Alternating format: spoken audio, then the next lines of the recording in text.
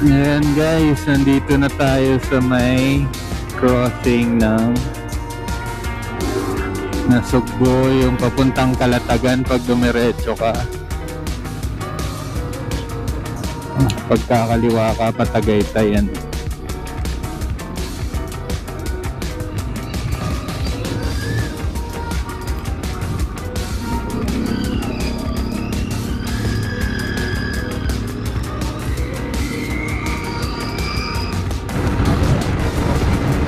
Extreme heat.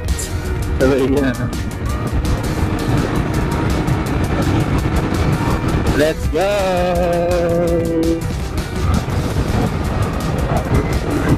Let's go! Nasugbo na Tagaytay!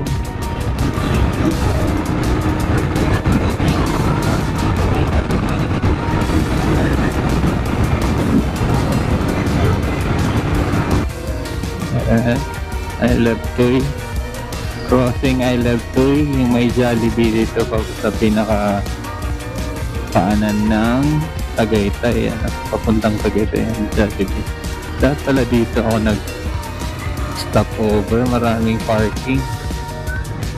Hindi rin. Tagaytay! Hello. Much better pag gabi.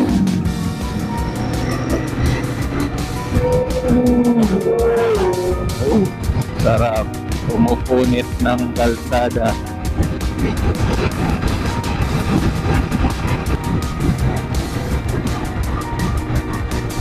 What a view!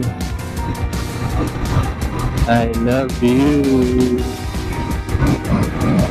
Tagaytay Twin Lake. Oo, yun nga pala una agad dito sa Tagaytay Twin Lake.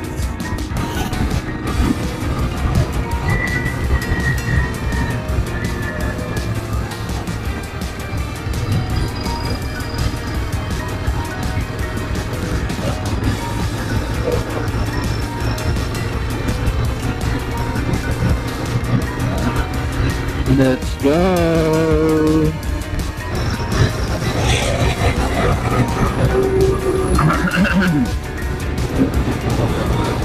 Ganda ng farm nila rito guys.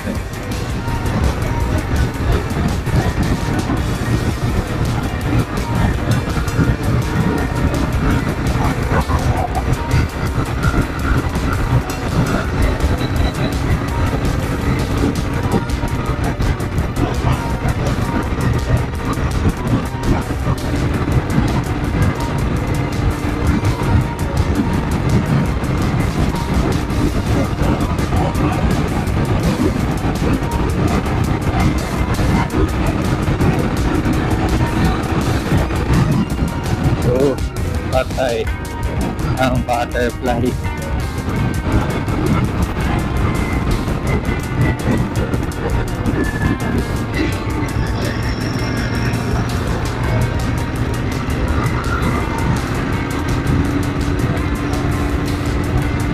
Malaking lupak dito.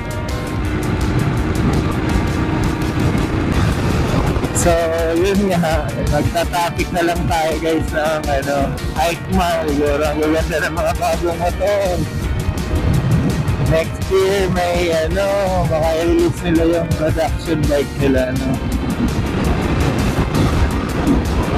demo bike pa yan or anong tawag na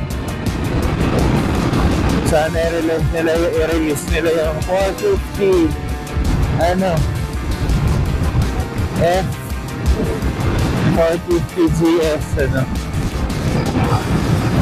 middle ay pala pinakamababa ba ay may 300 na sila mid-range na GS. Tapos si KTM naman may bagong Adventure 390. Sarap abang-abangan.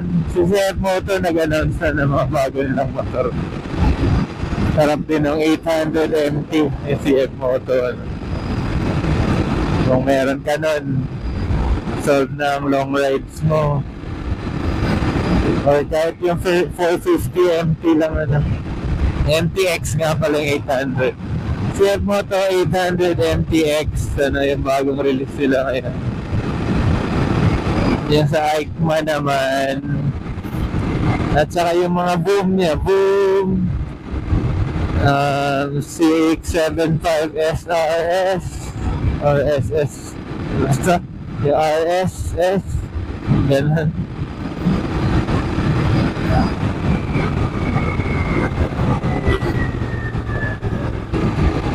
Si Kawasaki wala rin, ewan ko kung papunta na ba sila sa e-motorcycle o e-bike, ano. Kaya wala masyadong ano nire-release nila. Ang issue kasi sa vehicle ay yung charging, guys. Nice naman ang EV pero hindi pa tayo fully committed sa charging port, charging area, ganun. So gas muna, malay mo baka 5 years from now matik na maano na nila yan.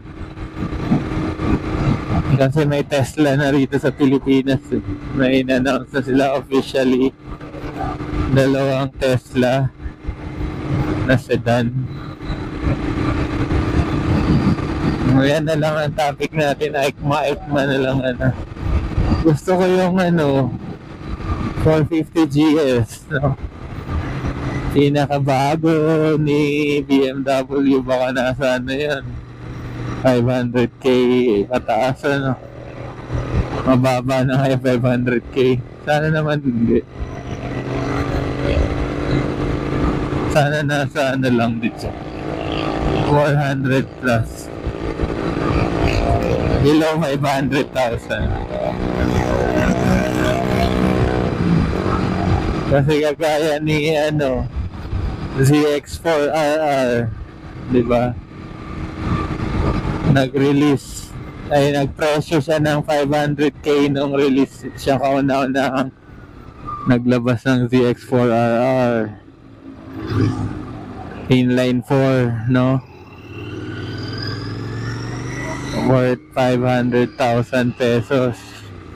Ngayon nag-release na ibang mga Chinese brand na 300 plus lang yung presyo, 380 ganun. Yan yung boom.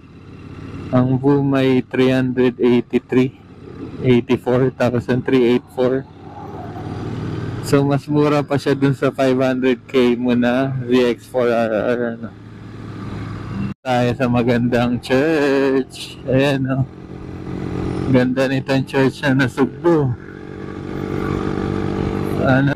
Nasikat na pwede niyong puntahan yan, Caleruega. Dito sa Lemery, Batangas, papuntang Fantasy World.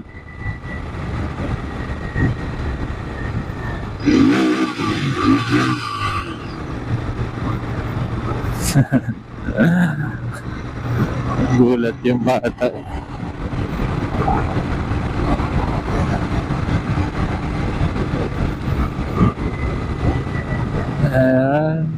Sa Tagaytay. Ay, Petron pala. 58, mahal. Doon tayo sa 56 lang, Ayan, crossing Lemery dyan. Ayan. Welcome to Etebac or Cavite.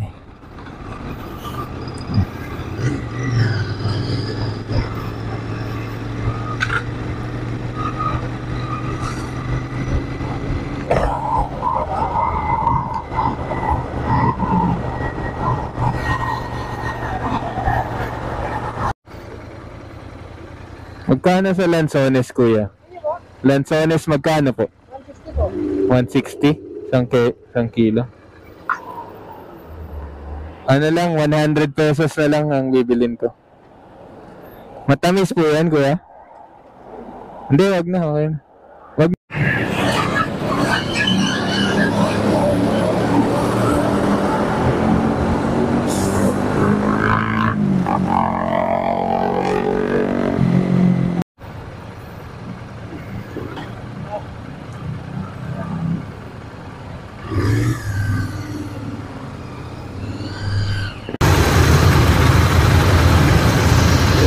sitwasyon dito guys.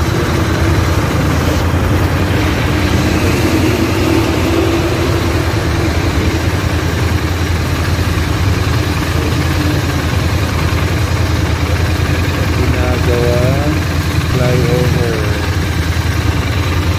against the light. Against the light ba? Yun.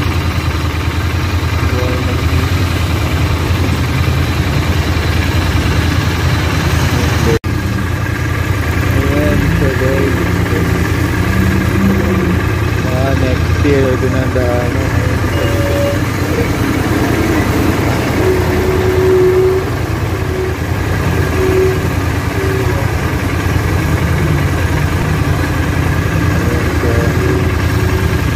nagbukas ng traffic dito, pero pwede kang madaan, delikado lang ginagawa. Ito naman yung crossing Mendez guys.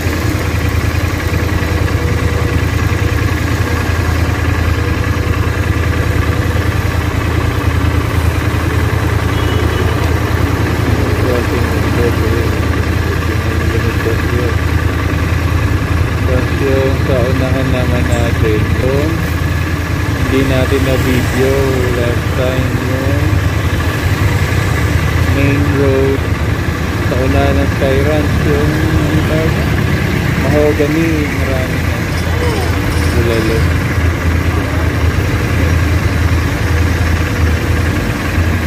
Maraming bulalo sa mahogany. Let's go guys, let's go home.